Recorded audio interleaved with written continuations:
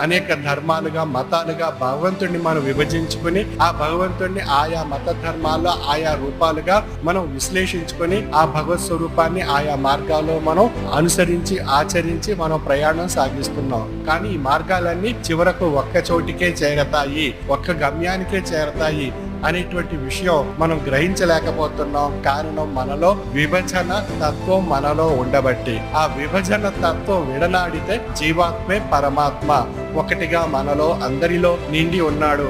ఆ శక్తే ఈ సృష్టి యావత్తు నిండి ఉన్నది. ఈ సచరాచరాత్మకమైనటువంటి జీవరాశి అంతా కూడా నిండి ఉన్నటువంటి శక్తి ఆ భగవత్ స్వరూపము. కాబట్టి భగవత్ స్వరూపం ఈ సృష్టి అంతా నిండి ఉన్నది. ఆ సృష్టి అంతా నిండి ఉన్నటువంటి ఆ భగవత్ స్వరూపం మనలో పరమాత్మ స్వరూపిగా జీవాత్మలో నిక్షిప్తమైనటువంటి నిగూఢమైనటువంటి శక్తి.